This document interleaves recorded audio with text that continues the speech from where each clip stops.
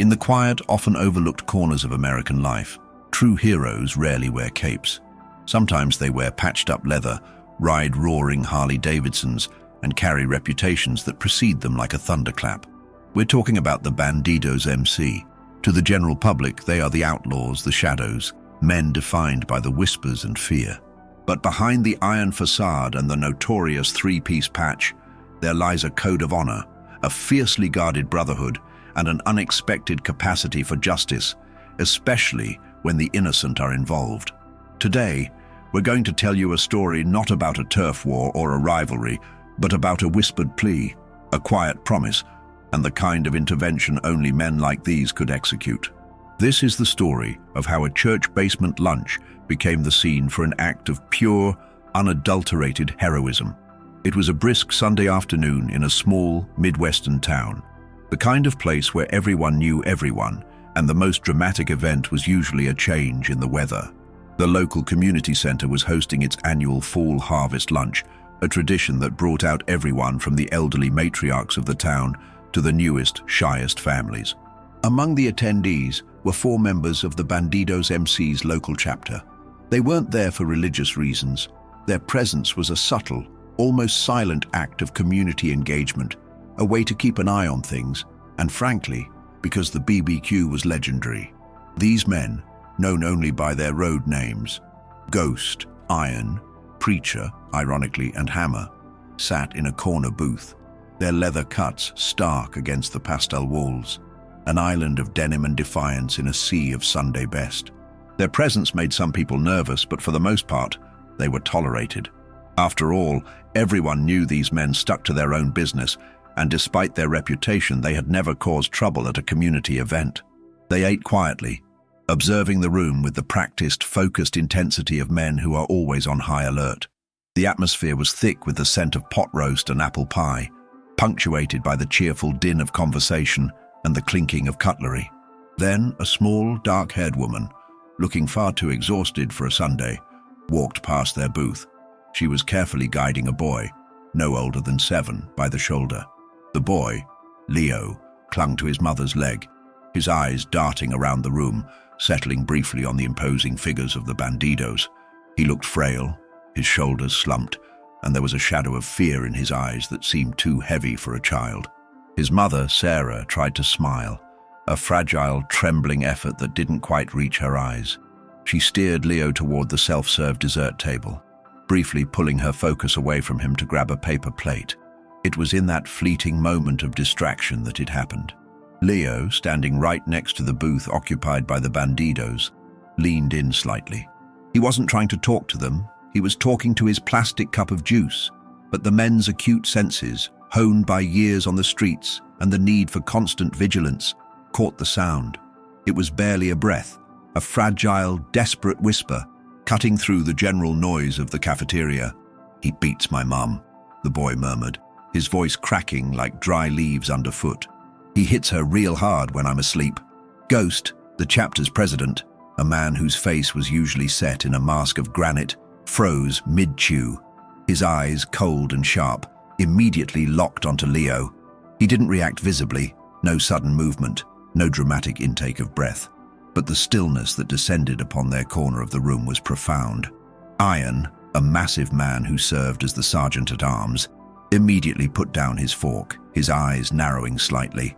Preacher, the quietest and often the most observant of the group, leaned in, confirming the words. Hammer, the newest patched-in member, simply watched Ghost for direction, his hand subtly resting on the table edge. They didn't discuss it. They didn't need to. The whisper was a direct appeal, an alarm bell that transcended all boundaries, all rules. The code of the Outlaws is complex and often misunderstood, but one pillar is unwavering. You do not tolerate the abuse of the innocent. A child's desperate plea, particularly one concerning domestic violence, hit a nerve. These men, many of whom had seen the worst of humanity, had zero tolerance for cowards who preyed on the defenseless. Their own lives were built on power and respect, and abusing a woman or a child was the ultimate sign of weakness, a violation of a primal, unwritten law. Ghost watched Sarah and Leo as they moved to an empty table. He observed Sarah's flinching movements when she accidentally bumped a chair, the way she kept her head down, and the anxious vigilance in Leo's eyes. The boy wasn't just afraid, he was on guard. This wasn't a one-time incident. This was a constant state of terror. The decision was instantaneous and unanimous, conveyed through a subtle shift in posture and a single, almost imperceptible nod from Ghost. Iron quietly got up and walked to the entrance, his massive frame positioned near the doors. He was the first line of defense and observation. Preacher, with his calm demeanor, walked over to the buffet line, not to get food, but to subtly observe Sarah and Leo's table and the rest of the room. Hammer remained at the booth, acting as a discreet anchor. Ghost, however, knew he had to confirm the identity of the abuser and, more importantly, figure out the logistics of an intervention. He approached the organizer, a friendly, plump woman named Betty, under the guise of complimenting the pot roast. "Betty, that pot roast is outstanding. Say, who is the young woman with the boy over there? They look new to the town."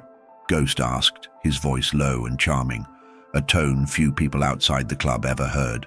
Betty, flattered by the compliment from the imposing biker, easily supplied the information. "Oh, that's Sarah Miller and her boy Leo. Bless her heart, she's been having a tough time. She's with Kevin Sterling. You know, he's in construction. She's a good woman, just trying to make it work." Betty sighed sympathetically. Kevin Sterling. Construction. That was the first piece of the puzzle. Ghost thanked Betty and walked back to the booth, the knowledge settling heavy on his shoulders. Kevin Sterling was not just a name, he was a target now, an active threat to a mother and her son. The Bandidos MC had just accepted a mission. This was no ordinary Sunday afternoon anymore. It was the start of an operation.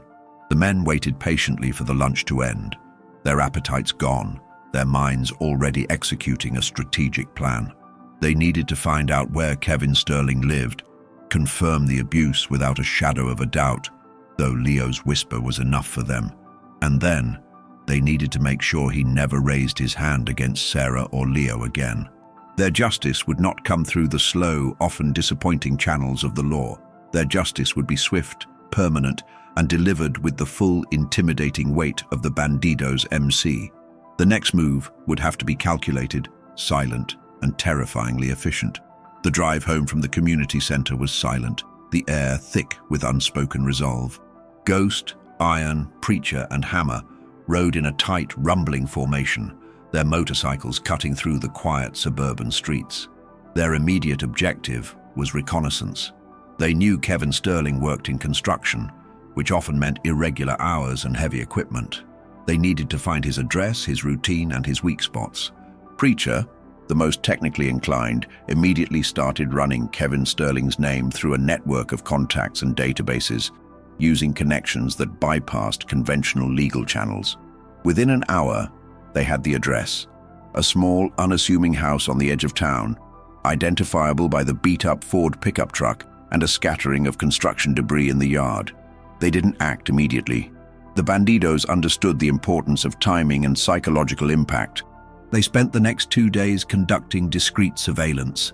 They watched Kevin come and go, noted his drinking habits, and observed the fearful tension whenever Sarah and Leo were around him. The evidence confirmed the boy's whisper. Fear radiated from that house like heat. One evening, Preacher managed to capture audio evidence of Sterling's drunken shouting and what sounded unmistakably like a violent confrontation. That was the final confirmation they needed. The Bandidos weren't interested in being informants. They were interested in being judge, jury, and silent executor of justice.